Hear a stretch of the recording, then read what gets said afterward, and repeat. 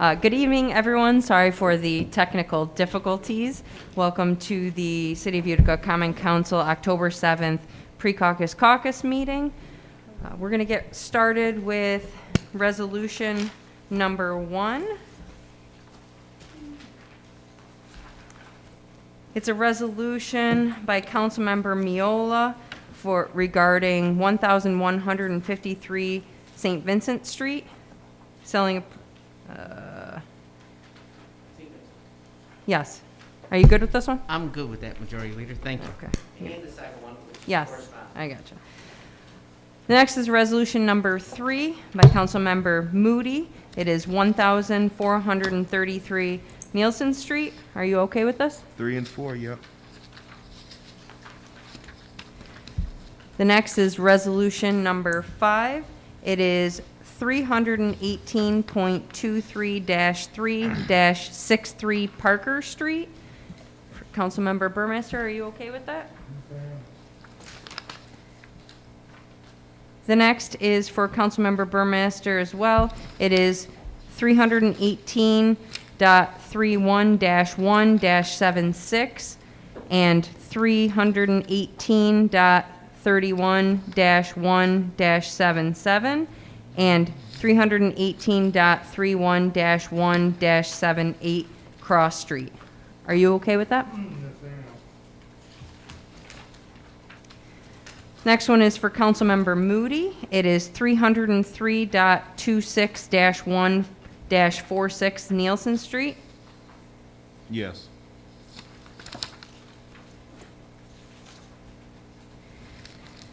The next is Councilmember Williamson and Councilmember Beatrice. It's a resolution number 11, lack of enforcement of the law in New York State. Does anyone have any questions? Want to talk about this one? I think the judge made a change in the title. And the change will reflect. I'd like to read it. Okay. Judge, this is what you want me to read? This is what you just changed the title to this? Say again? Could you please use your microphone? Thank you. You want to read it? You have it written in front of you, or? No. I'll read it. We're going to change it from lack of enforcement of the laws of New York State to a resolution encouraging the enforcement of laws of the state of New York by the public and public officials, together with increased penalties for public officials who fail to enforce those laws and new guidelines defining resisting arrest and increasing the penalties for doing so. That's a title? Yes, I guess. A lot of meat to that. I got it written here.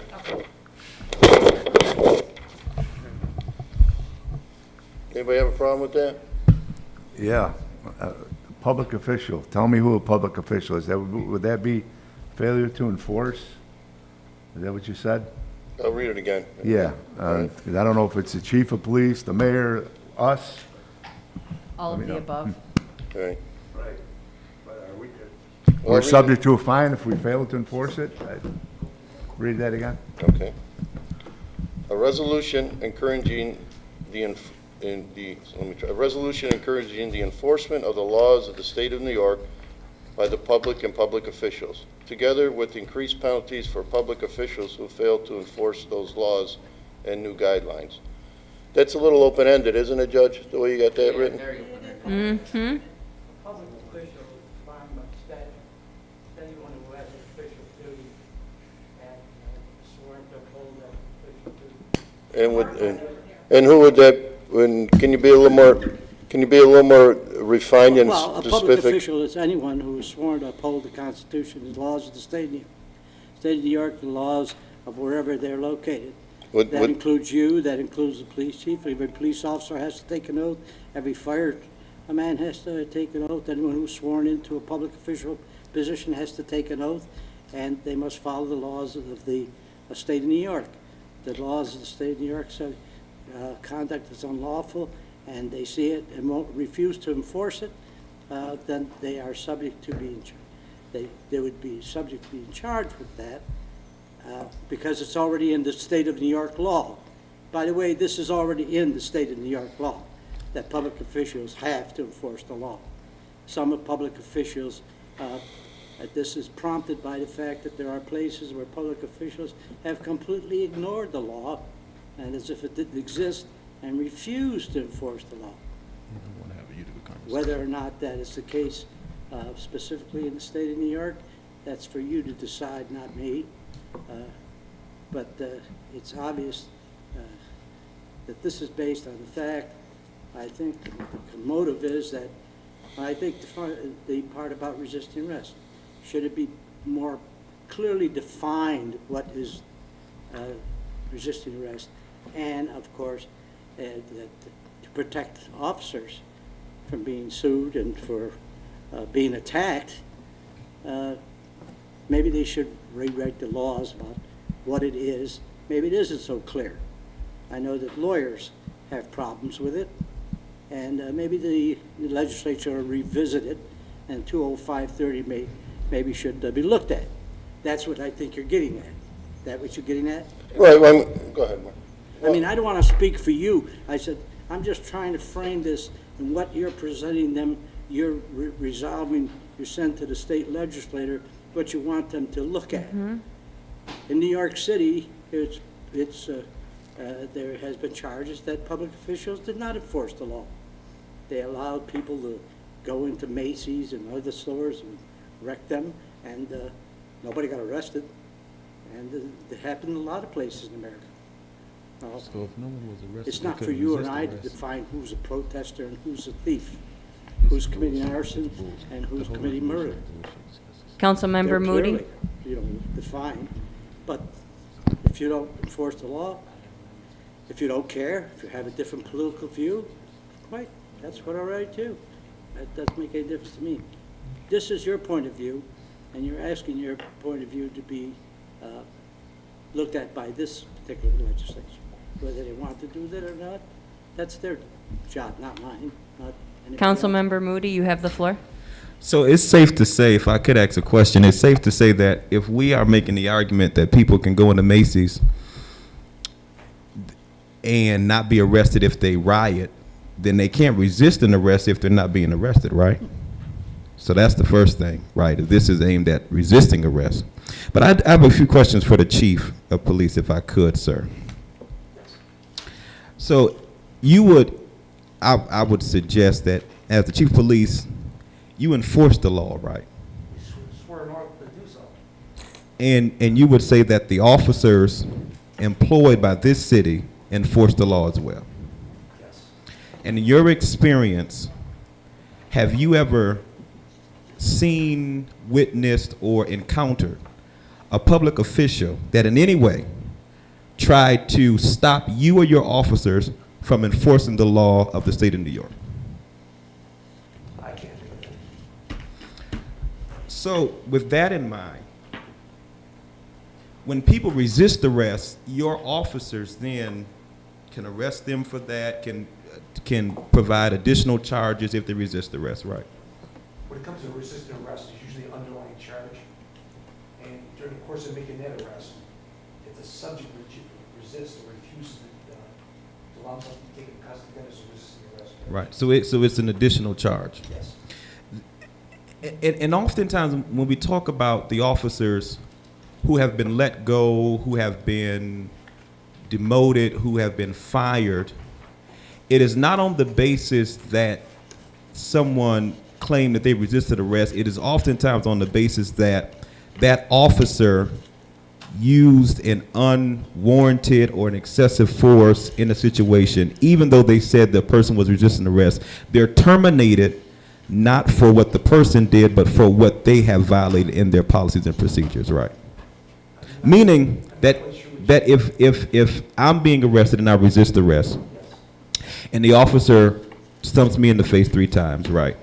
He's fired not because I resisted, but because he did something that was not in the policy as the public official, right? Whenever a police officer uses force upon another person, it has to be justified by law and by our policies. And if it's not justified, If it's not justified, you get one of 2 different types of investigations. You potentially have a criminal investigation, right, but you also would have an internal investigation to determine if that officer violated their policies. right. Did you see this prior to coming to the council? I did. This is the first time I see it. I yield my time. I have a question. You have the floor, Councilman Beatrice. Yeah, so Chief, let me ask you this question. How long have you been a police officer? 32 years. So you've been out in the field many times. And it's a very difficult situation the way things are going today. Obviously, everybody agree with me, okay?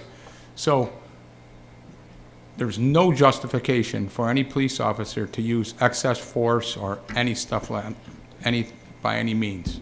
However, have you seen when the people continuously go on and go on and go on, when somebody's arrested and they're asked to get in a car and don't get in a car and spit on an officer, and you need to call backup and you need to bring a wagon in or bring extra forces in? Have you ever seen that before? Let me just say this, there's been a lot of public concerns about officers using force on.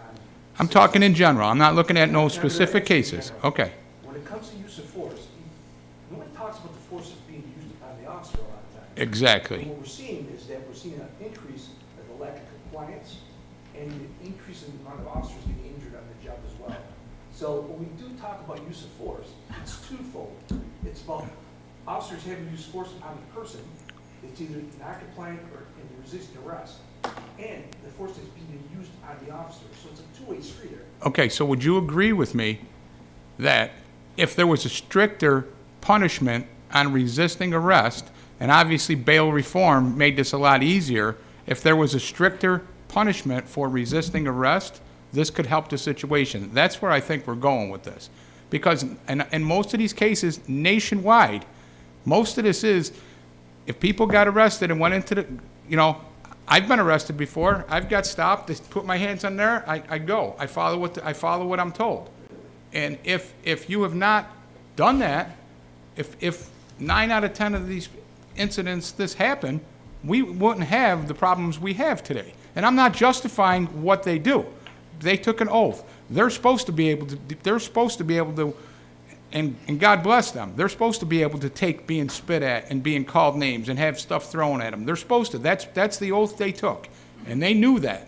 But what I think on this is, I think what Councilman Williamson came up with, and I told him I would get on this, is I think if there was a stricter penalty and they knew they couldn't do this stuff, go to the police station, released, I think this would eliminate a lot of the problems. I don't disagree on a stricter penalty for. That's all we're for saying. assaulting That's all we're saying. and resisting arrest of a police officer, but there's not a law that you can pass that's going to be stronger than what the state can pass. Okay. Just procedural note, this is a resolution, this is a statement that they're Right. proposing, establishing that, Councilmember Friend has the floor. That's it. Williamson, Councilmember Williamson, you can have the floor after. Thank you. I'm sorry. Thank you. Thank you, Majority Leader. This is a tough question, I know, Chief, but would you predict that if the state of New York were to increase the penalties for resisting arrest, that resisting arrest would, as Councilman Beatrice predicts, be less likely to occur? There's a lot of things to take into consideration, including bail reform. Complicated The reality question. is if you increase the penalty, and it's not one of those offenses that the person would be held, then the person that you're arrested would be released from custody before the officer can finish his paperwork. Okay, so there's no guarantee that increasing the penalties for resisting arrest is likely to get you the result of police officers being less likely to be, treated poorly? Not unless the state also decided to make resisting arrest a qualifying offense for bail. Right, okay. And then the other question, and I know that this is a little bit out of your bailiwick, but maybe somebody here can address this. When a person is charged with resisting arrest and successfully and charged with that and brought to court and found guilty of that, and there's also an underlying charge, let's say it's an armed robbery, and then they also resist arrest, and they get 10 years for the armed robbery, and they get a year for resisting arrest. Do they serve those sentences consecutively, or what's the other word? Concurrent. Concurrently. Thank you, Jack. Most of the charges I see are actually plea bargained down. If you took every criminal case to right. the trial, you never would be, the court would be backlogged the cases. Right, right. So I've seen resisting arrest charges reduced to disorderly conduct Right, okay. because they just want to Right. get the case, So even if there were higher, stiffer penalties for resisting arrest, it doesn't guarantee that people are going to be in prison longer. It's just a much more complicated situation. Concurrent versus consecutive, plea bargains, bail reform, it's just a more complicated picture. I couldn't say for sure. Right, okay, thank you. Councilman Williamson, you have the floor. No, I mean, when you said qualified for what, if this will help qualify people? There's not to qualifying get bail? offenses that require bail, and there's the others that don't. So resisting arrest, does that qualify to get bail? It's only a misdemeanor. It's only a misdemeanor, so they can get bail after they just beat up a cop, they just can leave. Councilman, you gotta use the mic, please. Thanks. Right, that's what I'm It's hearing? ignorance. They leave that same night. Okay, so that's what I'm trying to get at. We're reforming the New York police departments across New York State, but the reform's gotta work on the other side. It's gotta be a two-way street. That's how I looked at it, that's how I gave the judge. And since we're doing all this reforming, and this, we send this up to the state legislature, because we're staying in our lane, we send it up there and let them deal with it. All right, because, like I said, laws have to change, sometimes they gotta get more stringent. Just like laws gotta get more stringent for police officers to abuse that privilege. But at the same time, the criminals that are resisting arrest and causing harm to our police officers, they really got nothing to worry, it's a misdemeanor, like you said. You know what I mean? I mean, where's the thing? I mean, yeah, he signed up for it, yeah, that's okay, I understand that point. But resisting arrest, he can give, a cop comes up and arrests me, I punch him in the face, I'm just gonna get let out anyways. There's nothing to it. Well, Mark, if you Count- punch a police officer in the face, there's going to be more charges than resisting arrest, I'm assuming. It depends if you can substantiate an injury when he punches in the Right, face. right. Then you potentially look at an assault second. Now you're talking a felony charge. Right. And so what I think Mark is getting at is that if once again, if you got one side that has to abide by what he's doing and the other side isn't, matter of fact, things are getting worse, it appears, from what you see. I think that maybe if you do increase a fine or the penalty for that, maybe that, they might do it once, but maybe they wouldn't do it again when they have to pay a substantial fine for resisting arrest. So I think all Mark and what Joe did here is to just turn the table a little and say, listen, the police are going to do what they're going to do to protect the public and to take somebody in safely. But if every time they have to take somebody in safely, it turns into a point where the police actually have to use physical force, then this law would actually protect both sides, whereas if they know that they're actually going to do something worse than just, spitting or doing something, it would give the person who's about to get arrested, maybe give him a second thought, in the sense that, well, I'm going to get a $200 fine instead of a $50 slap on the hand, slap on the wrist. So I think that's what they're trying to get at on this as well. A lot of times, when you have to pay a stiff fine instead of a $50 fine, you are going to think twice after the first time. So I think this is what they're trying to convey here.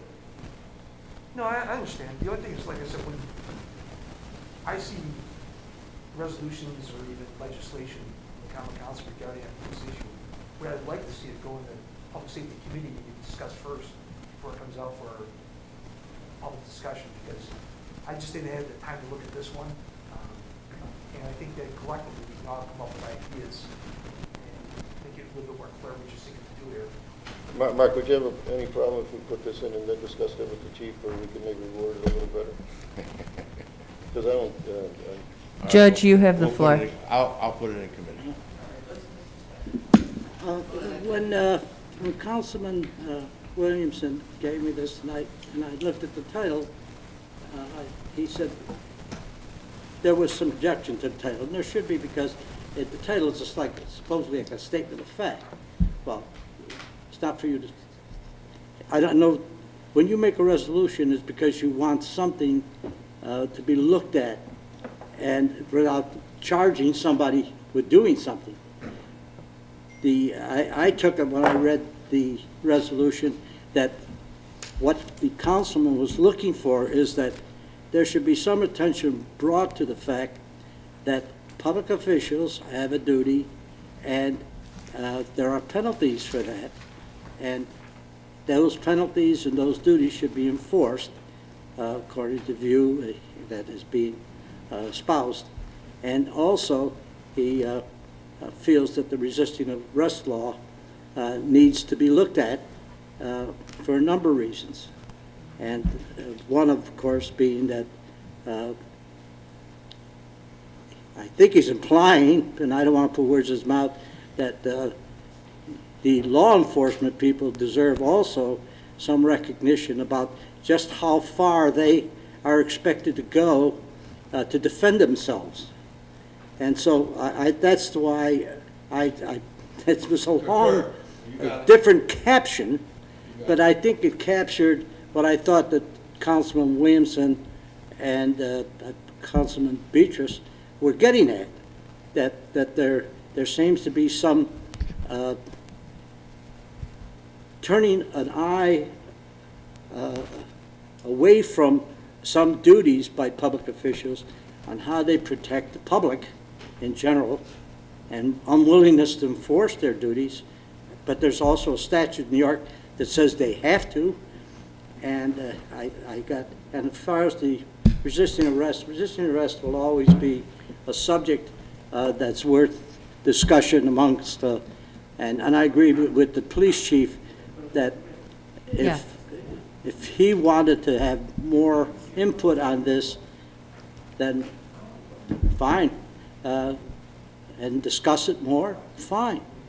Okay, thank you, But I Judge. just want to explain why the caption is Yeah. very long, So I because I think- had to capture I think we've- what I think the resolution was about. We're going to actually put that in committee, and we're going to discuss it with the chief further. So that's the consensus. Can I have one final word on this? I just do want to point out that this is the second time this year that an important piece of legislation has been before us in the council that, in which the chief's input is really necessary. And for the second time this year, we've brought out an important resolution without consulting, without showing it to him in advance and asking for his input. And I just think it's What was the other one, sir? Majority the bail leader. reform. I did discuss that with the chief on numerous occasions. Let me Not interrupt before here, he saw too. it. May I have the floor? President I Galimi did had the floor numerous next. occasions. Sorry. All right, so one, it's been established this is going to go into committee. So I think for the majority leader's sake, we should move on to the next piece of legislation. I just wanted to specify something procedural. One, this piece of legislation was submitted September 24th. Exactly. Okay, it did go to the council members. I don't believe it goes to the chief on that date, but when the full packet does go out, it does go out to everybody. And then I just wanted to reestablish something with the chief. While all the rules are suspended right now due to COVID and the emergency orders, the new process to which the council reviews legislation is different than it was in prior years. In prior years, legislation was put to committee, it went out in committee announcements, so you would see the legislation, et cetera. The new process this council has elected to use is that all legislation must be presented first at a pre-meeting conference of a regularly scheduled meeting. So that's why they talk about it first. So in these meetings, that's why it comes out here first. It doesn't necessarily mean that they want to move on it immediately. Some people do. Mark did, right? But this is the first time they've been together to talk about it. So I just don't want you to feel like this is being dropped on you. That's how this council elected to review legislation now. President Galimi, may I ask one question Well, to verify one thing? Wait, Okay? was he done? I'm done. Oh, okay. You're done? I just want to make sure that I don't take because I'm No, not the chair right that's- now. Okay. Yeah. May I ask one Yes, question? you have- So getting back to what Councilperson Friend just stated, two things, which I have to disagree with her because President Galimi just issued the statement that is correct. A police chief is very busy. Maybe he didn't have a chance to go through this, but he received this legislation today or yesterday before this meeting. So I'm not saying that it's your responsibility to go through it, but it was there, and he explained it to you the way we do things now. So I don't believe that we're doing anything incorrectly. No, and this is the way you. That's all. I'm not saying do anything correctly. Right. But I have priorities. Right, and I just said that. I get it. As you should. I totally get it. And I work on these priorities. And I get it. I get it. And Well, that- It's on the top of my list. well, so hold on. Exactly, but what I'm saying is, she made a statement that there's legislation presented to you without, coming out here without you seeing it. You do have priorities, and this is probably 50th, maybe 100th there. But you did receive that. Okay, I mean, it goes out to everybody before the meeting. That's all I'm trying to say. Well, and to re-clarify. And I get it. Hang on, because this is not meant to be targeting the chief here. No, I'm not targeting. The point is, I wanted to make sure the chief understood that the new way this council works, the first time legislation is seen by the group is at the pre-meeting conference now. And we aren't expected to act on it Right. Yeah, right That's all now. I'm We're saying, going Chief. over it. so, This is the last- I wasn't directing anything at you. I was directing at what I was saying to our councilperson friend, who stated that we brought stuff out 2 times and didn't present it to you first. That's all I was stating. The last comment, Councilmember Just quick, Miola. Mrs. Majority Leader. Guys, it's just another easy fix for set up procedures and protocols. So if we have something for public safety, of course, the chief would get it, and maybe our fire chief would also get the copy of the assignment. If our clerk would like, she could ask the sponsoring council member, what department head would you like this specially emailed to?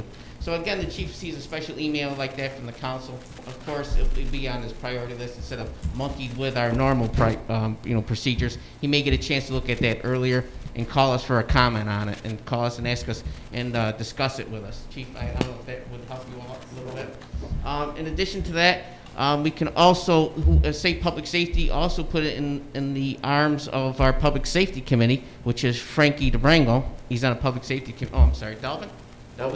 Both of you. Them and Delvin, to notify them of a piece of public safety legislation so they can do their due diligence with it. So again, it's about notification. So if you guys get a chance next time and we need a department head on it, and you guys know the department head's input there, our clerk would be very easily just to send it to that department head. Thank you. all right, so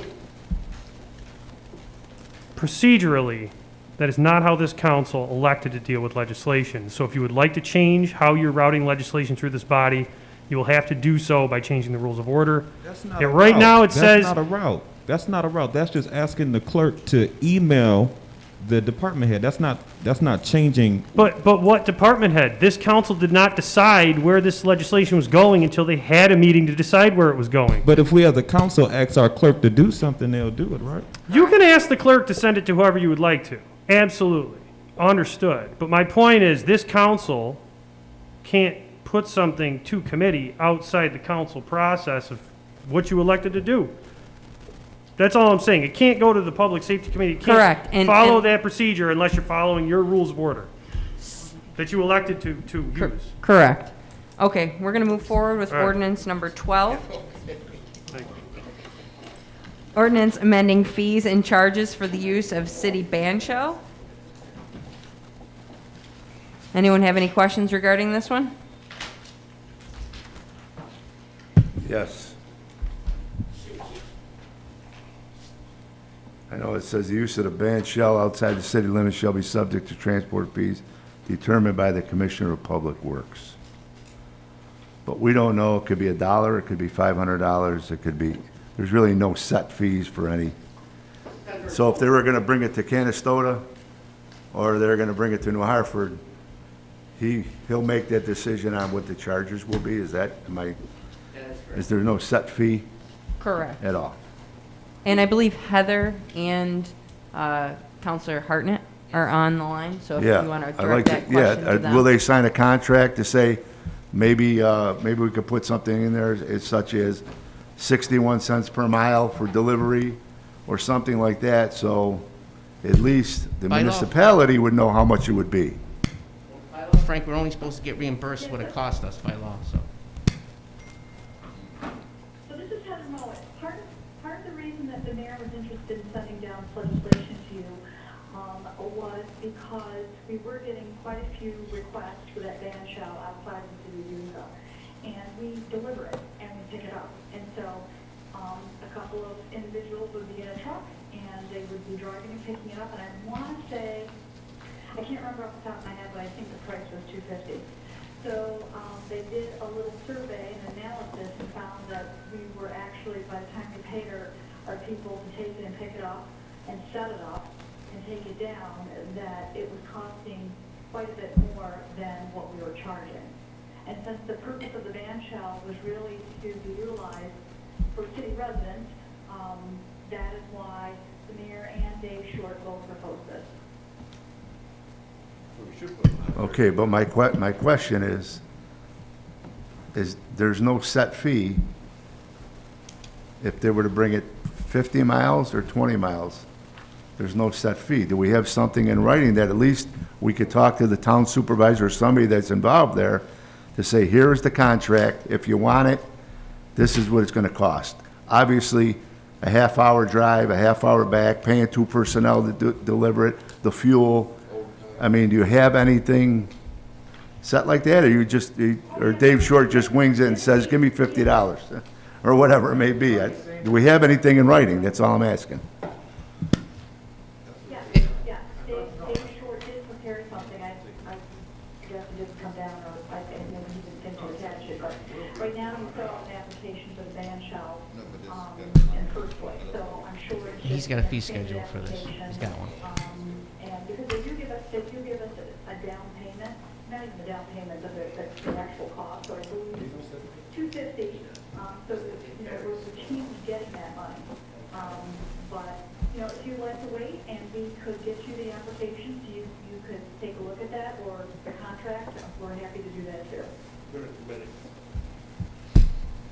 He's got a fee schedule. Dave Short's got a fee schedule. It depends on where he's going with it. Depends on how many guys he needs. Depends. It's variable. So if you want, you can submit a different fee schedule, but that's going to fluctuate every year, Frankie. So if we put the amount in law, all right, and gas goes up and our pay goes up, say we give those guys an increase in pay, the fee schedule is going to change too. So, you know, Then you just change the contract and say, here's our current. it's not a contract. It's just a fee schedule. Whatever it may be that they'll have to sign. Agree So, that if they destroy it, they'll have to If pay. you want Dave Short to give us a fee schedule, we can attach it to legislation and then go from there. I think that's the only way you should do business. You can't just rely on one person to say what the price is gonna be, whether it's 50 miles, 30 miles, 10 miles. I think we But should again- have something in writing. But again, it may fluctuate every year, you know that. Right, it's understandable. And then you change the agreement. We have to change the fee schedule every year. Yeah, I think that's that's normal. fair. I think, When you you know, keep talking, Councilmember I think Williamson, for you have the floor. transparency reasons, sorry, So, I think for also- transparency, that should be the case. So we're looking at, tax exempt, Next. non-profit organizations? I don't know. I Well, mean, let's we put it charge co- them? No, hear me out. If it's a city-sponsored thing, then of course we don't, it's not It would charged. be the same for government, it would be the same for government, nonprofit, whoever using it, because going back to, you know, the goal was always to be using it in the city of Utica. We don't have a great deal of call for it, so, you know, we were loaning it out to other municipalities, other nonprofits. And I wanted to do a nonprofit event that was in Clinton, and that's why this just kind of came up. But Councilman Branco, you definitely bring up a fantastic. Yeah, This was, I'm not, listen, for council, and I can get you something. right, and I'm not saying, it's good. Maybe the city could get reimbursed what it's costing us to drive, to pay 2 personnel to deliver it, whatever it may be, and then they have to take it down and bring it back.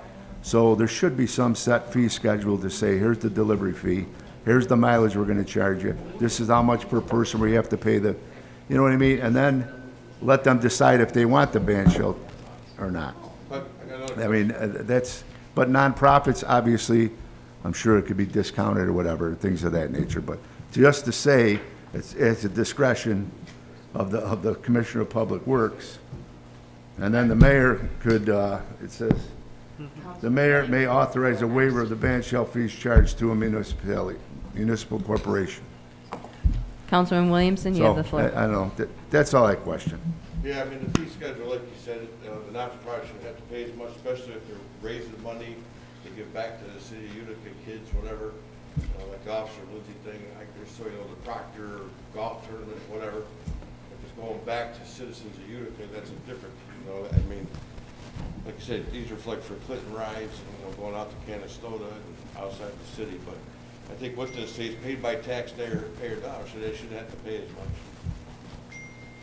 Councilman Miola, you have the floor. Don't forget, Councilman, that was exactly the mayor's concern. He wants to make sure that it was being paid for in full for our DPW's time taking it there and bringing it back. But if you'd like to wait on this, I will make sure that you have something by your next meeting, and I will also make sure that Dave Short is present so that he can explain it to you. Right, what I'd like to see is the use of the ban shall outside city limits shall be subject to transport fees determined by a fee schedule and authorized by the Commissioner of Public Safety, Public Works. At least there's a set schedule, a fee schedule, so we know how much they're, you know, that we're gonna charge them, and we don't get burned on it, and the city at least breaks out even, that's all.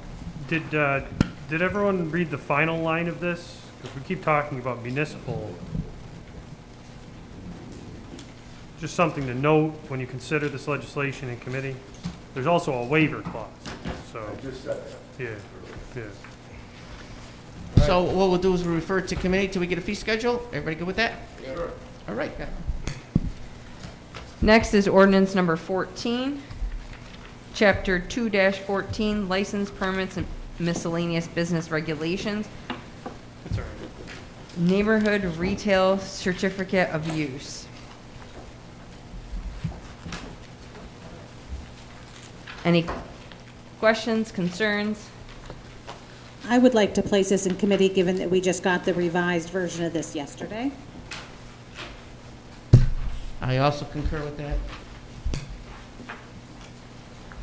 Everyone good with that? Okay?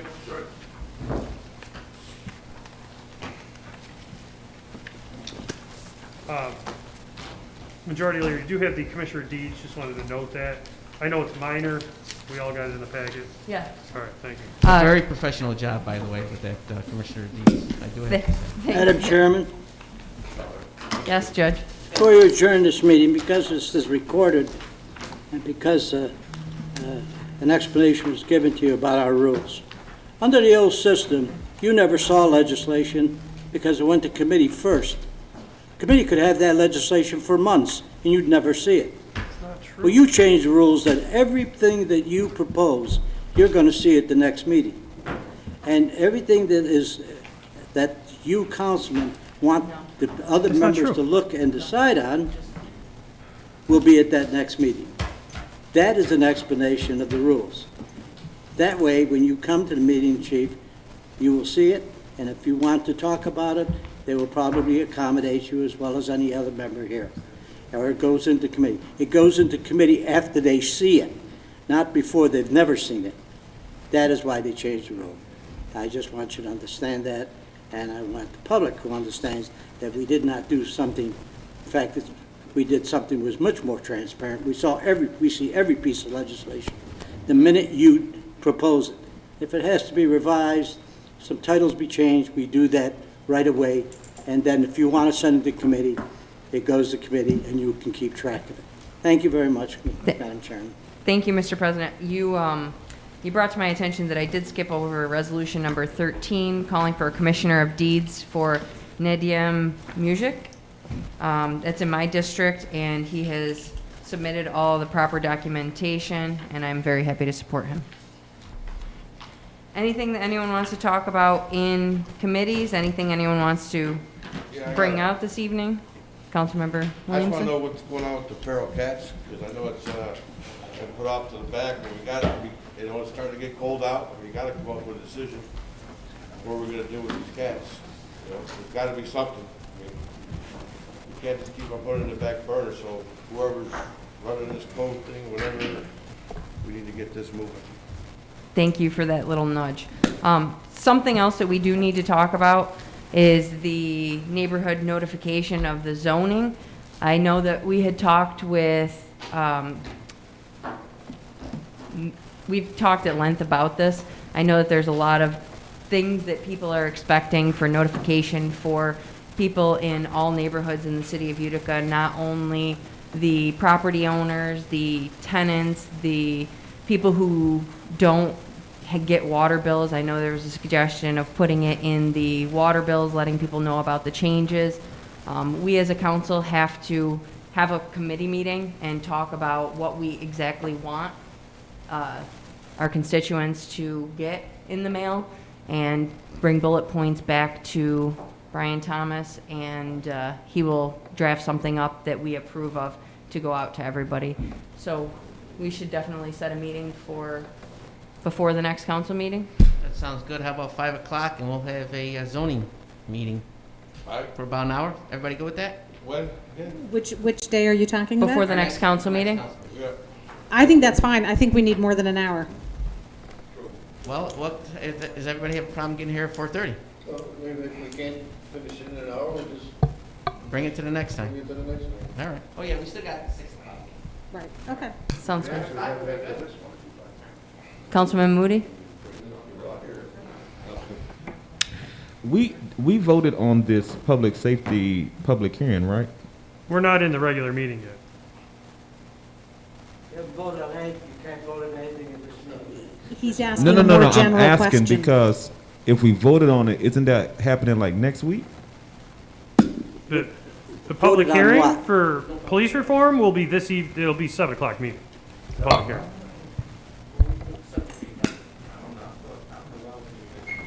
It's all right, it's okay. Okay, so we'll call for a meeting the next 5 o'clock. Yep, for a zoning meeting. Any other pieces of legislation we want to discuss that's in committee? Okay, Make a motion to adjourn? I'll second. I'll second that. Councilman Burmaster has a question? The landscape is working on that 11, and they want to know if they can contact Mr. Thomas aware of what's going on with that. They want to pay the back taxes, but they're going to fine, and the lawyer. Turn that on. I'm going to try to bring it to the council in the next couple of weeks. Council, hang on a second, Councilman Burmaster. Councilman Burmaster is addressing all of us on a matter from the land bank. He just didn't have his mic on. All right, you have the floor. He's It's got on. it on now. I got it on now. Yeah. Over on Hammond Place is a piece of property that the land bank has purchased. They've already renovated. When they bought it, had back taxes on it for, I'm not sure, $1,200, $1,300, $1,400. We've been sending them taxes for the last couple of years, went to the former owner.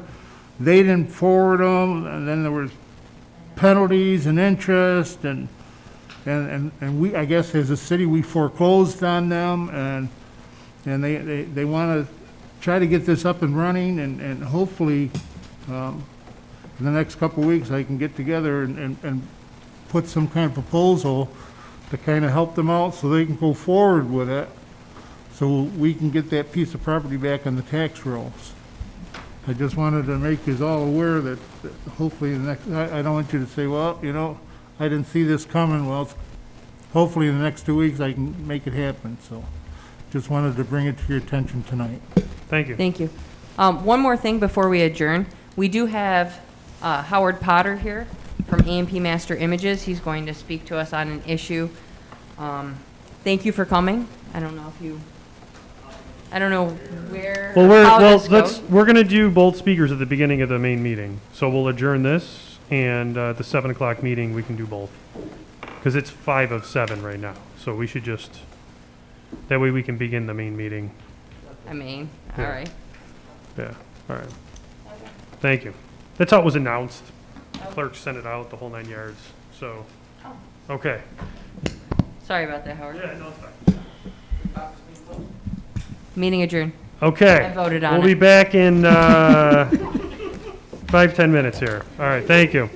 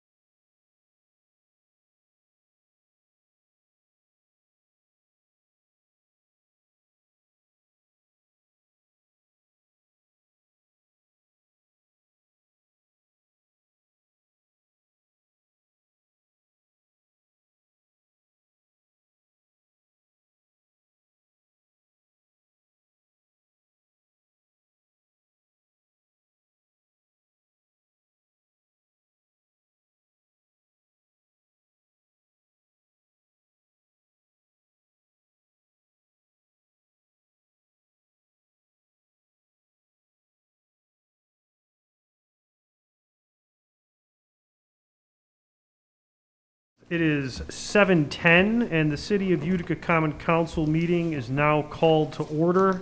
Clerk, please call the roll. McNeil, Burmaster, Friend, Miola, Moody, Beatrice, Williamson, Lometico, DeBrango, and Galimi, all present. Please rise for the Pledge of Allegiance, followed by a moment of silence for the deceased members of the council. I pledge allegiance to the flag of the United States of America and to the republic for which it stands, one nation, under God, indivisible, with liberty and justice for all.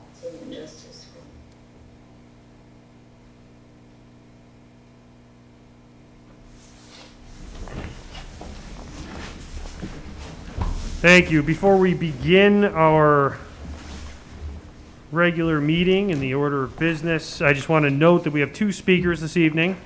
We have Howard Potter, the owner and operator of A&P Master Images, and Carrie Procopio, the COO of the YWCA in Utica, New York. I believe it's the Mohawk Valley Group. They will speak this evening shortly after our public hearing. Okay, so the first order of business will be public hearing. We do have a public hearing this evening. It was Resolution 5, September 2nd, 2020, for such persons that wish to be heard in reference to the executive order regarding police reform. At this time, the city clerk has advertised in triplicate, correct? In our paper of record and publicly notified of that hearing, and we have received no emails and or correspondences from the public.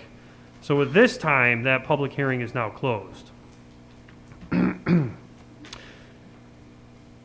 Before we begin, do we have a motion to read or dispense the minutes this evening? I'd like to move with dispensing the reading of the minutes. Thank you. Okay, do we have a second? I'll second that. We have plenty of seconds. I'm going to go with Beatrice on that. Any opposed?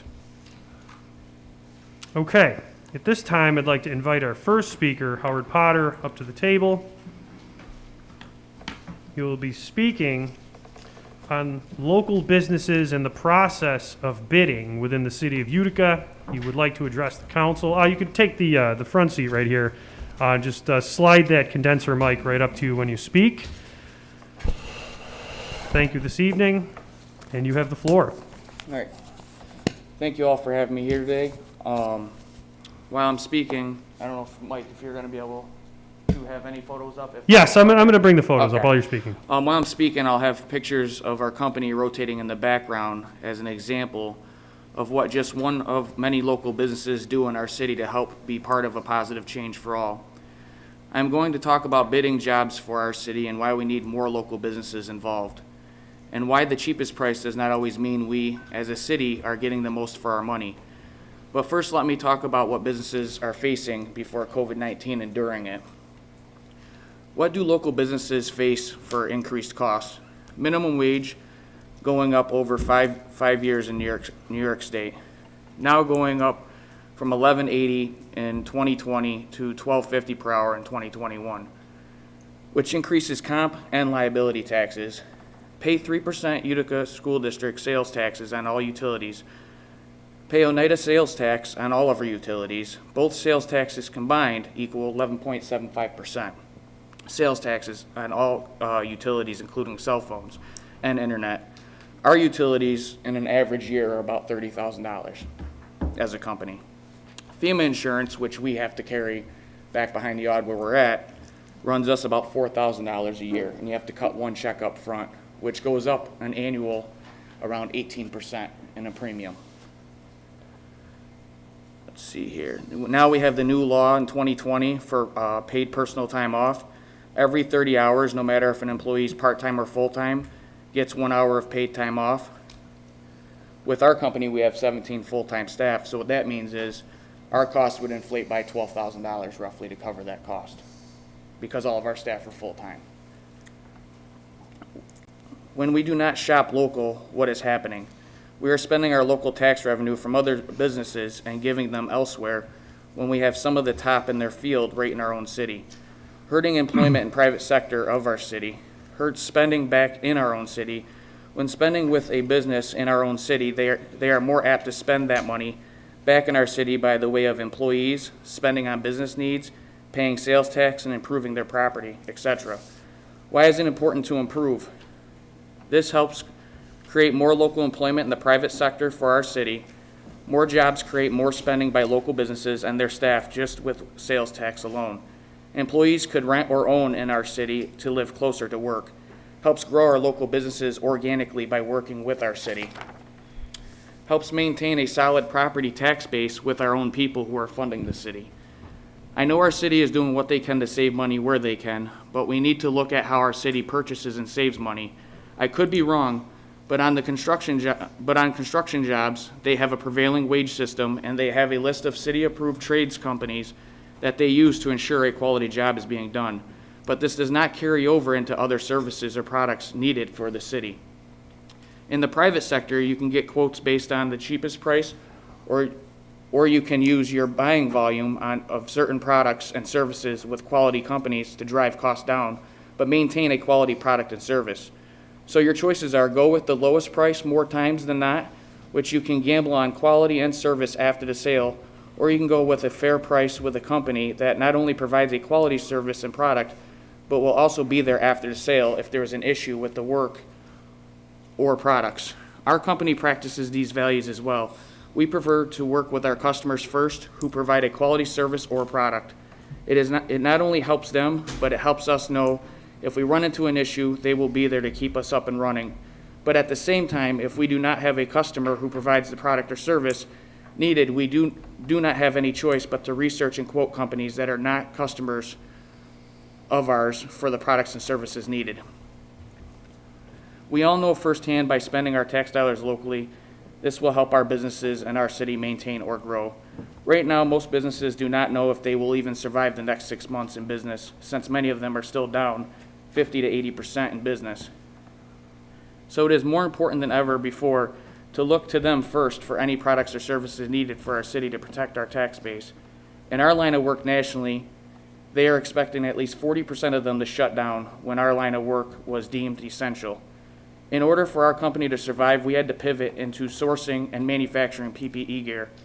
We are one of the top 1% in the industry to do so before others. During this time, we were able to donate thousands of dollars in PPE gear to several first responders in and around our city and save 17 full-time jobs. Our city, county, and state government did make purchases with our company for different needs of PPE gear, and for that we are very thankful.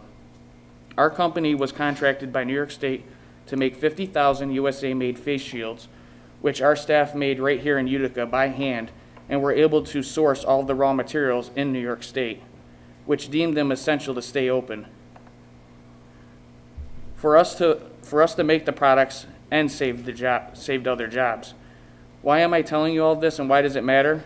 The profit from these purchases from our government as well as other customers not only kept the lights on, it saved jobs in our company, allowed us to donate to those in need, gave our staff pay increases, and allowed us to invest in more products/services so other companies in New York State could stay open during one of the toughest times to be in business in U.S. history. What can we do to improve the bid process in our city of Utica? Create an application for products and services for any and all businesses to fill out. Create a checklist of questions to learn more about them, their services, and products. Have a background check on their qualifications, award, and certifications, references of their work, after the sale service. Are they an MWBE? I'm not sure if anyone realized that, but if you're getting grants for the city and you use an MWBE company, that helps fulfill those grants requirements. I'm not saying by any means I am expecting all the work or business to stay in Utica, but what I'm asking for is to give our businesses a fair shot and to take in consideration of what each of our local businesses face when quoting work for our city. By more city taxes staying in the city, it will help create more local jobs and grow our city tax base naturally. Create a list of companies in each line of work for the city to look to in order to ensure we are getting the best products or services for our tax dollars. I know a lot of amazing businesses in Utica that can either save our city money or improve the quality of the services and products needed. So if something lasts longer, it is saving our city tax revenue on the back end. One last thing, if our city budget is roughly $72.5 million Imagine if we just kept $2 million more of it stays in our city with our local businesses who help fund our tax base. How many businesses could it save, create jobs, or allow them to invest into their companies to maintain pricing? All of this is a plus in the end. And that's it. Thank you. Yep. Thank you very much. Yep.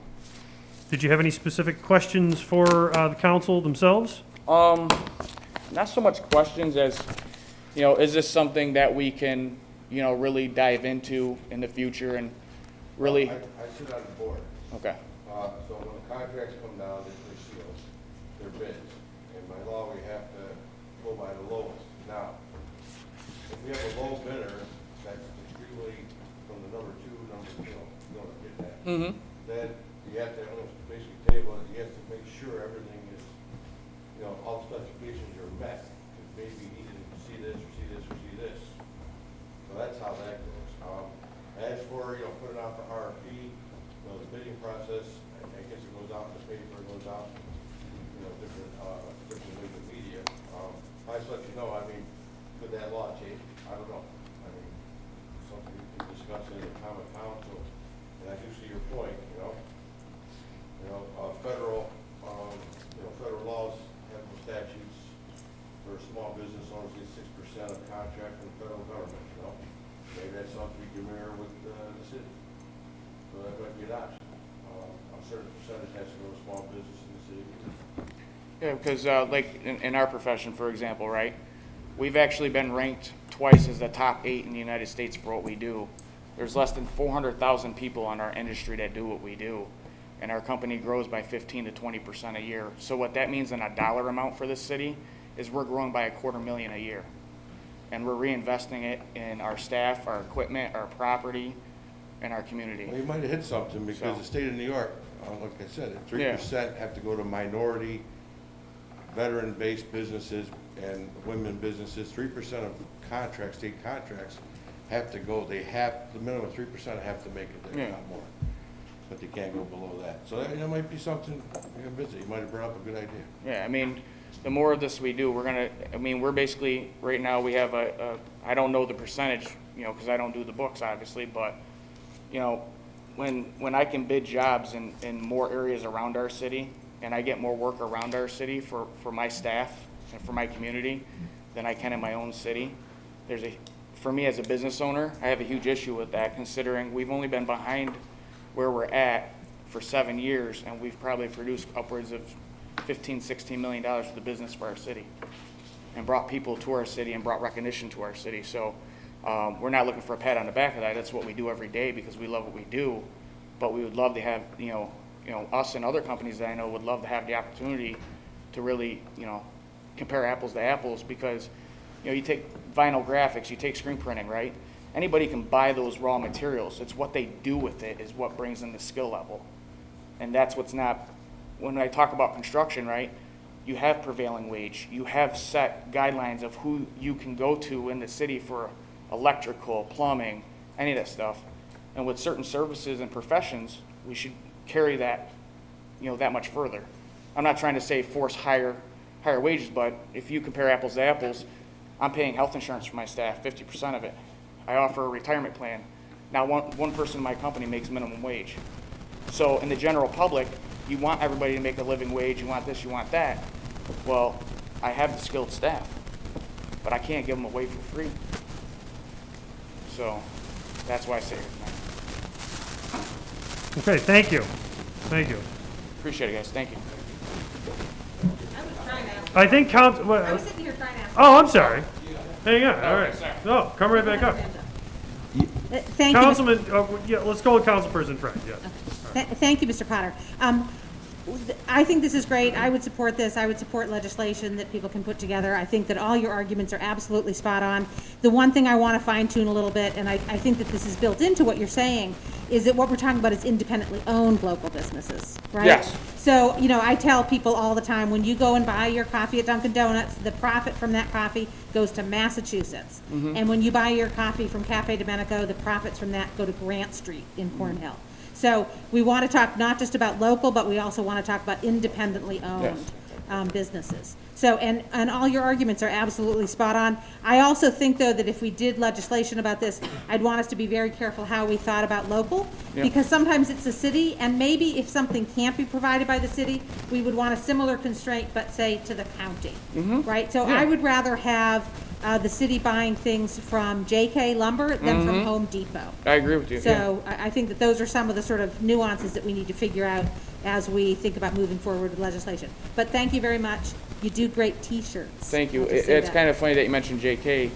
A little brief history. We've been doing work for JK since we were out of our house 17 years ago. So they're another great locally owned, amazing family company. Terrific, So terrific independently owned local Yes. business, absolutely. I got to give a shout out to Cavo. Yes. Yeah. So, yeah. all right, Councilman Moody, you have the floor. Just real quick, is it that sometimes you all don't know about the bids, or is it that you're not picked because you're not necessarily the cheapest or the lowest? It's a multitude of platforms. It's either not knowing about it. So what makes it harder for a company like ours, right? We're not you can't put us in a box, right? We offer more services and products than anyone in our line of work. Right. So that's what puts us at the top 1% besides our quality. So we have 17 full-time staff. 6 of us have design degrees from this local area. I live in the city on top of that. So I live a block away from Proctor and East Utica for 18 years. So, the skill set of the talent that we have in our company, from wrapping, with vinyl, screen printing, embroidering. So perfect example, Chief Williams here has a shirt that we embroidered. It's all USA made thread. We're probably the only company around here even using USA made thread, because it's more expensive. But we buy a larger volume of it. But then what drives our cost up is our talent, our benefits, the type of equipment we use, the type of products we use. We don't buy, low to mid-end stuff. We buy mid to high-end stuff to last. So we just did probably, 9 or 10 vehicles through STEET for UPD for wrapping the SUVs, right? It's all 3M vinyl. I could have used Avery. You wouldn't have known the difference, but you will 5 years down the road or less when it doesn't hold up. And that's where that savings and the quality and the standards and certifications makes a difference. And safety. I mean, these guys are in police cars. If they need reflective and I'm not using the 3M grade level, which is top of the line, you're not going to know. So that's where those standards and stuff like that come in. Is the floor resting at this time? Okay, thank you. Yeah, thanks. Mr. Potter, thank you for coming in. All right, so we have 2 speakers this evening. We're trying to get back into the swing of things and having people communicate with the council. I'd like to introduce Carrie Procopio. She is the COO for the YWCA, and she was invited today by a councilperson friend to speak not only about domestic violence, but also to highlight the fact that it is National Domestic Violence Awareness Month during the month of October. So let me just get her set here. Carrie, is your audio all set to go? I believe so. Can you hear me okay? Yes, we can. Ms. Procopio, you have the floor. Thank you. Perfect. And if you need me to speak up, please just let me know. First, I would really like to thank Councilperson Friend for inviting me this evening, and to the entire council for this opportunity to not only discuss the YWCA, but Domestic Violence Awareness Month, which is held every year in October. For those of you who don't know, background on the YWCA Mohawk Valley, which used to be YWCA of Utica. We've been located and really a part of the fabric of this city since 1885. We've resided in buildings which no longer stand, both on Deborah Street and on Fort Street.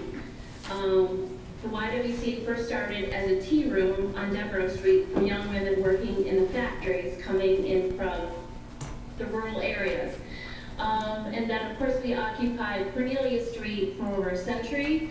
Right now, we're located at 7 Rucker Park. So we've been providing domestic violence crisis services for more than 40 years. We're the only state-certified provider of those services in Oneida County. So Homeware Services, we have domestic violence shelters. We have 2. We have a small one in Rome, and then we have Hull House located within the city of Utica, and have operated that since 1980, 81, That's a 15-bed facility with a 90-day stay. We have court advocates located throughout Oneida County and also co-located at UPD. And very unfortunately, that's a very, very busy job. We offer transitional and rapid rehousing for homeless survivors of domestic violence. Those are 12-month to 24-month stays. And that's how we get survivors back on their feet and sustainable and independent economically and otherwise. We offer support group, counseling, violence prevention, education, you name it. So to touch upon why I'm here, this month is important. It's raising awareness about domestic violence, sometimes called intimate partner violence or gender-based violence. So nationally, it's a prevailing issue. It affects 1 in 3 women, and it affects 1 in 4 men during their lifetimes. And I want to point out to the city council tonight that it is really nothing short of an epidemic here in Oneida County and in the city of Utica. And I say that because in all certainty, most of our cases are within the city. Although we do serve the entire county, it's a problem, and COVID has definitely exacerbated that. Just to give you a little bit of historic data too, in 2014, there was a report issued by the New York State Division of Criminal Justice Services, which showed that Oneida County had the most reported incidents of domestic violence other than New York City.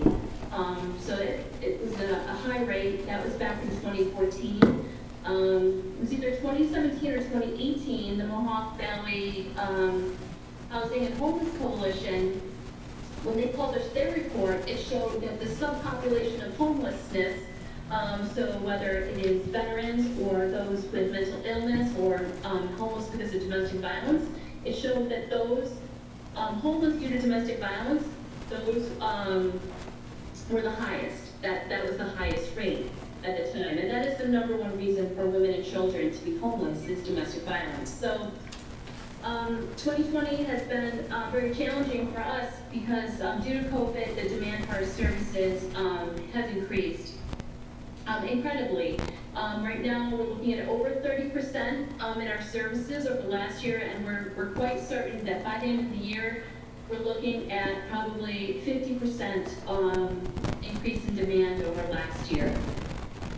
So, and we haven't skipped a beat. We've been open since everyone else has shut down as we're an essential service. In June, we launched our secure text and web chat services because you can imagine with people stuck at home and when home isn't the safest place to be, it is hard to pick up a phone and call one of our 24-hour hotlines because your abuser is right there. So we were fortunate enough to be able to incorporate that technology. We've responded to nearly 100 text and chat conversations since that opened, so we're very thankful for that. But these statistics that I wanted to share with you tonight, they're jarring, and I want the City Council to be aware of what's going on. Between the first of the year and the end of September, we served over 1,300 new DV clients. That really surpasses what we've served in the past. In a total, with new and returning, we're looking at maybe nearly 2,000 individuals this year. 1,200 hotline calls that have only increased in severity. We placed 85 children in emergency shelter, and most of them, of course, right here in Hall House in Utica. And then 81 adults and children in our long-term residential programs. So in total, right now we're counting over 31,000 services. This is just for domestic violence. We also serve those that have been serve sexual violence cases as well. So this is just domestic violence. So this surpasses the combination of those two services from 2019. So we've been struggling. But behind these numbers are the stories and lives, and this is why awareness matters. This is why we raised this up in October, and why it's important that we share this with you and that we continue this conversation, not only now, but throughout the year. Coming to you to talk about how important the YWCA has been to the city of Utica and where we can continue this relationship. So we have been recipients of ESG funds through the city, and it's been so important, and we're so grateful for that. It's helped us with Hall House, our emergency shelter. But to continue to do this work and expand our services to include such programs as violence prevention, which we really know is the key to addressing this issue. Instead of responding it, let's head it off at the pass. So we know prevention is the key.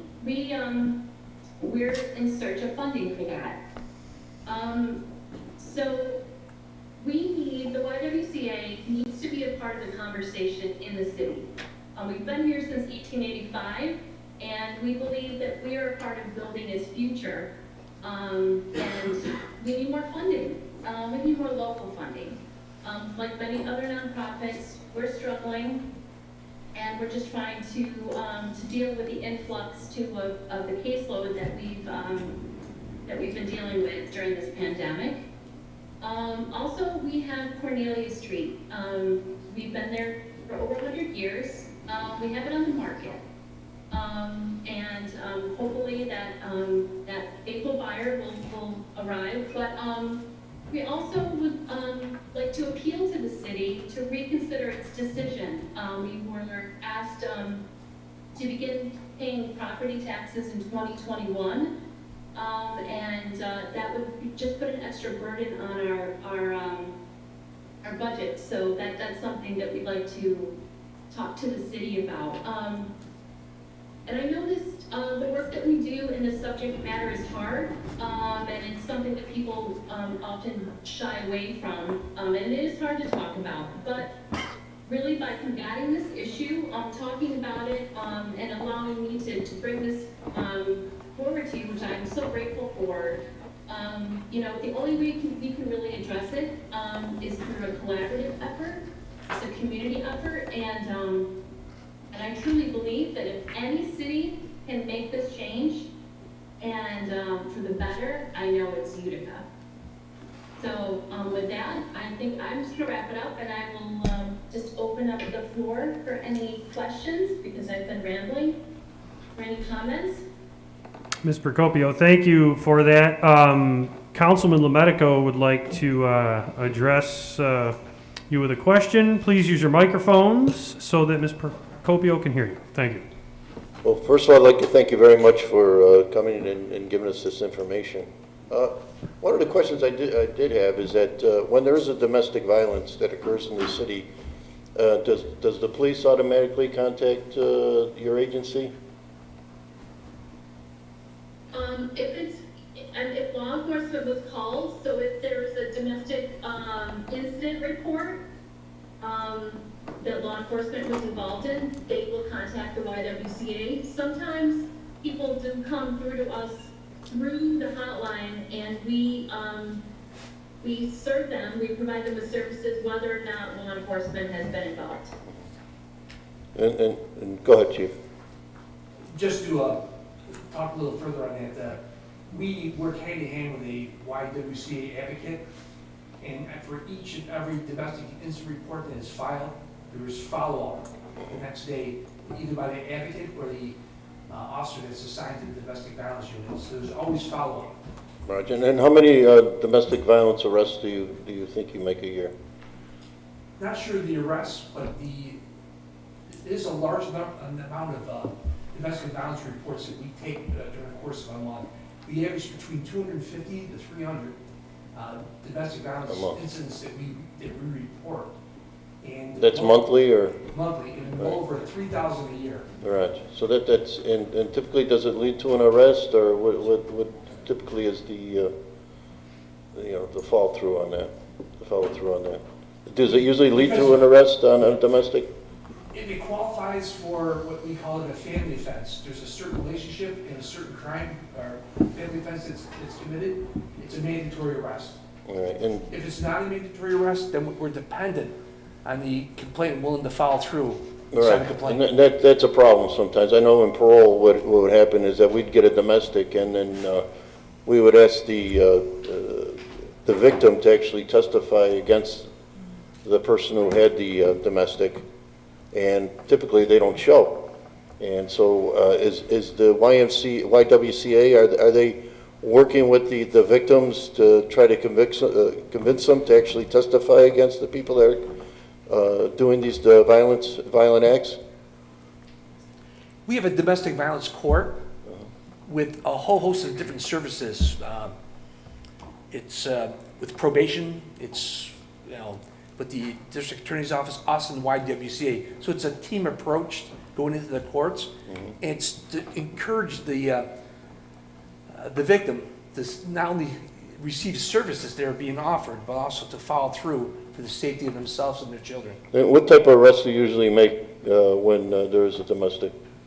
Typically, we've seen a lot of violations of the order of protection, stayaways. All right, and do you, and what happens when you arrest them? Are they released, or do they? No, they have to go for arraignment through the Correct. courts if it's a domestic violence incident. And depends what the judge does from there. So this is one of the, which is a good thing. It's one of the things that the bail reform has worked through.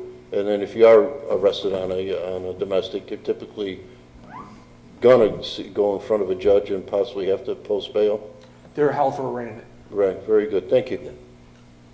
All right. Ms. Procopio, do you have anything to add to that? We do have another council person who would like to ask you a question.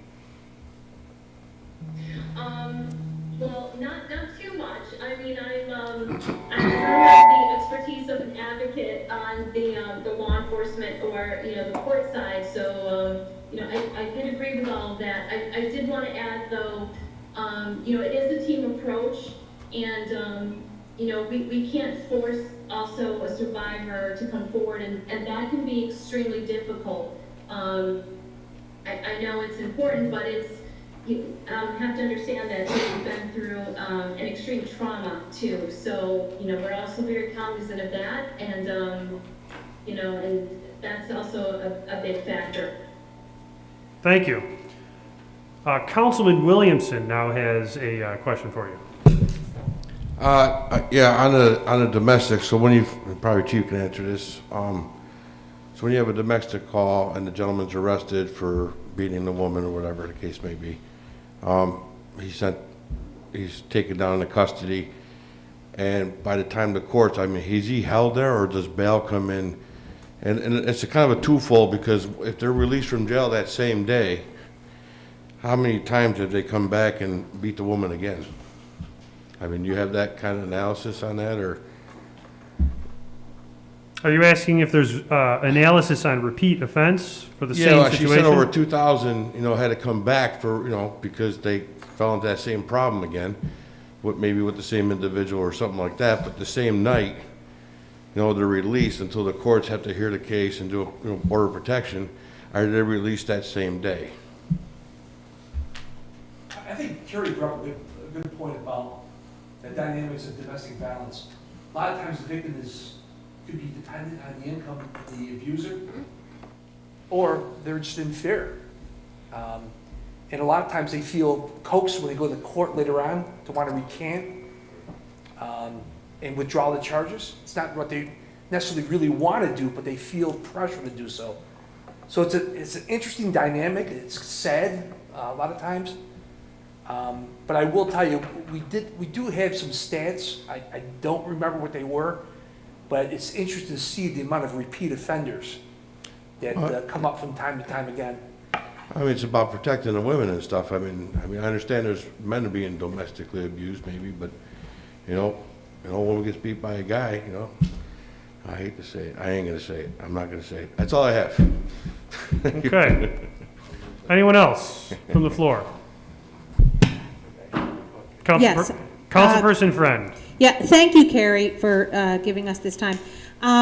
I guess I have a couple of questions that come to mind. In the last year in the Utica Rome area, not just Utica, but also including Rome, and it's been a little bit more than a year, I guess it's been like 15 months, 4 women that I can think of have been killed by their intimate partners, right? So we had Bianca Devins, we had Carrie DeVolio, Shantae Miller, and then most recently Heather Mock. Is that, and there may be more, those are the ones that I know about. Is that a particularly high rate of women being killed by their intimate partners? Are we going through a spike, or is this normal? Statistically normal. Statistically, I can only speak for, and maybe law enforcement can, jump in too, but I can speak for my time at the YWCA and looking back at reports and talking to longtime staffers here, it's a spike. They have not seen this number of homicides in such a short period of time. Okay, thank you. Is that, and the chief is nodding his head. Yeah, we saw an increase both last year and this year in the amount of homicides or calls during the domestic violence incident. Okay, thank you. And did I name all 4? Did I miss any incidents? No. Not that I Thank recall. you. No. Yeah. Thank you. It's a bad thing to have to memorize, right? Okay, you good? I'm good, but. All right, Councilman Moody, you have Yeah. the floor. Quick question. As a city council, is there anything, laws, ordinances that you think would help you all in this effort? Or is it that you just want us to reconsider or push whoever in the administration to reconsider the taxes you have to pay on the property starting in 2021? Well, obviously we would like the city councils to consider that. As far as legislation, that's something that we would really like to look at, and I know that the nuisance abatement ordinance, is really something that we would like to address, because it can prevent a victim from calling law enforcement for fear of punishment or eviction. We haven't had anything specifically arise surrounding that, but it can prevent someone from coming forward. Because as it was stated, it's a very complex issue, and to be able to come forward, it takes a lot. So if there is a threat of eviction, or your home finances are tied to someone, it really prevents that person from making that call and moving forward. Thank you. Thank you. Thank you. Thank you again for coming, Ms. Procopio. Thank you for having me very much. I appreciate it. Thank you so much. All right, well, thank you very much. You're welcome to stay on the WebEx. Thank you for participating this evening. We're going to move on to our next order of business. Reports from the mayor. Do we have any this evening? There are no reports from the mayor. Okay. Reports from the city officers. Chief Ingersoll. No, I'd just like to say that firefighter that was injured Sunday at the Smith Place Fire is recovering, and he suffered a leg fracture. No surgery needed. Hopefully we'll have him back in about 6 weeks. And that's all. Great. That's very good to hear. Thank you. All right. Chief Williams. Thank you very much. Commissioner Thomas. Nothing. Okay. What is? Okay. Commissioner Phillips. Just 2 things real quick, kind of unrelated to codes, but more to the community initiative things. Pretty soon you'll hear us discussing, and the chief is here, Police Athletic League, Police Community Athletic League. We're going to try that out this year. COVID's making it challenging, but you guys have people in your neighborhoods. We want to get a diverse group of kids from all districts in the city that you think would benefit from interacting with police, playing games with police. You'll hear about that in the coming weeks, and we're working on a Utica Starts With Youth website. I talked to some of the council people. I found out they didn't all know that'll be unveiled soon, but it's just the idea that parents don't know a lot of services that are available in the city, and they don't know a lot of the events that are going on in the city. So we want to give them one place to go to say, if your child is having a problem with this, or if you or a family is looking for something to do, you can go here. So those are two things we're doing, and if you have children and families in mind that reach out to you as constituents, reach out to me, and we'll get you guys all the information to get you involved. Thank you. Very good. Before we close your order of business, I'd like to thank the four of you for coming this evening, and all the other evenings, either you show up to the council or your representatives from your respective departments do, because your time is appreciated. So thank you for sitting through the meetings with us. Petitions, remonstrances, and appeals. First District Council Member and Majority Leader Marie McNeil, you have the floor. Thank you, Mr. President. Really quick, something that has come up quite a few times in my district. People have contacted me wanting to know how to get a permit. I was just wondering if there was any way that you could kind of describe that process since City Hall is closed, Marcus, and let people know just how they would go about doing so. How to go about doing it, sorry, what's the first part of that? You know, getting a permit for something. Oh, sure. So in codes, at least, all of our permits are up online. There's a Dropbox out front of City Hall. Some of them can be filled out online. We're trying to work with IT to get more of them that way. And all of them could be mailed into City Hall. If there's any questions, the quickest thing to do is we're answering phones, call the codes department. Maybe an officer can meet you somewhere, exchange some kind of safe delivery if you need us to deliver packages, permits. You don't have something to print it on, we're glad to do that, or if you need advice in filling it out. But right now, through cityofutica.com is how people are accessing the majority of our permits. Thank you. That's it for that. Next, I'd like to move resolution number 13. It's a Commissioner of Deeds. Is there a second? All right. All right, Williamson is the second on that. Would you like to read the legislation? Of course. Commissioner of Deeds. Resolved that the Common Council does hereby appoint the following person as Commissioner of Deeds in the City of Utica for a 2-year term commencing October 7th, 2020 and ending December 31st, 2021. Nadeem Music? All right, your votes. 9 yeas adopted. Thank you very much. That is all this evening. Thank you, Mr. President. Thank you. Second District, Councilman Burmaster, you have the floor. Well, excuse me. I have a resolution here for a piece of property on Parker Street. If you like, I can read it. Whereas the Utica Urban Renewal Agency is the owner of 318.23 363 Parker Street. And whereas the Utica Urban Renewal Agency is authorized to sell development parcels in said urban renewal area to proposed developers pursuant to requirements set forth in Article 15, Section 507 of the General Municipal Laws of the State of New York. And whereas an offer of purchase for 318.23 363 Parker Street has been received by the Utica Urban Renewal Agency from, now, bear with me, Euphema Guzman. And whereas the developer plans to fence and create addition parking for her adjacent property, and whereas the purchase price for this property is $250. Whereas the chairman of the Utica Urban Renewal Agency has been authorized to execute a contract of sale with a aforementioned developer, subject to the developer meeting all applicable terms and conditions received to the purchase of the subject prior, including the approval of the same by the Utica Common Council.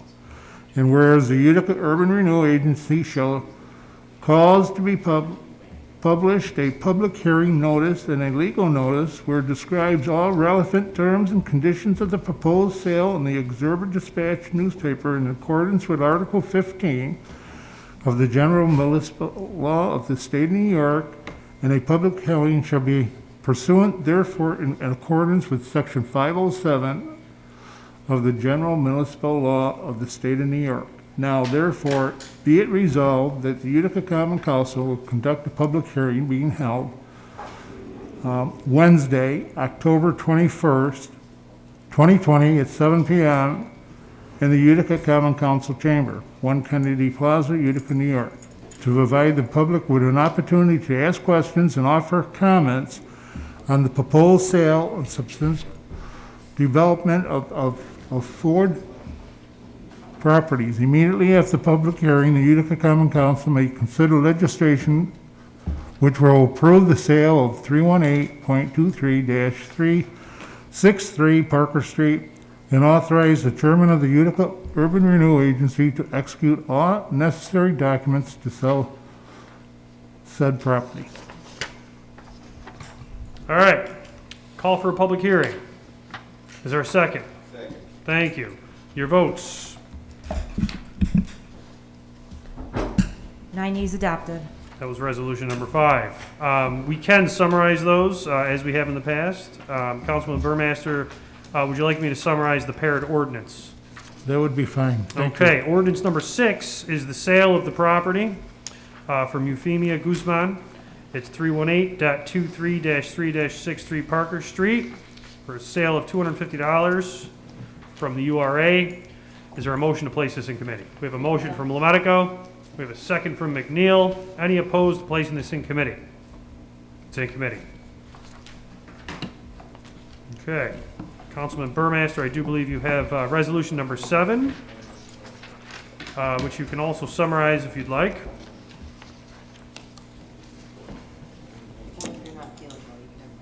Yeah. Would you like? Okay, thank you. My guess. Resolution number 7 Can't see. is a call for a public hearing for the sale of 318.31-1-76 through 318-31-1.78 to Umberto Martinez from the URA for $750. This is the call for the public hearing. Councilman Burmaster has moved this. Do we have a second? We have a second from Friend. Your votes. 9 yeas adopted. Thank you.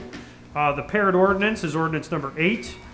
That is the sale of the property, 318.31-1-76 through -78 Cross Street to Umberto Martinez from the URA for $750. Is there a motion to place this in committee? We have a motion from Lemetico. We had a second from DeBrango. Any opposed to placing this in committee? Okay, it's in committee.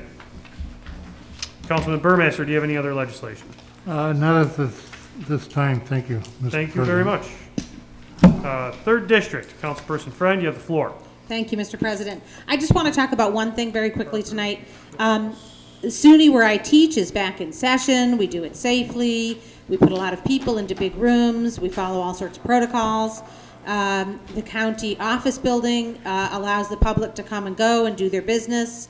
I think it's time for City Hall to open, but that's not really our call so much. I would like to see City Hall open, but I do think it's the prerogative of the Common Council to allow the public to come in again.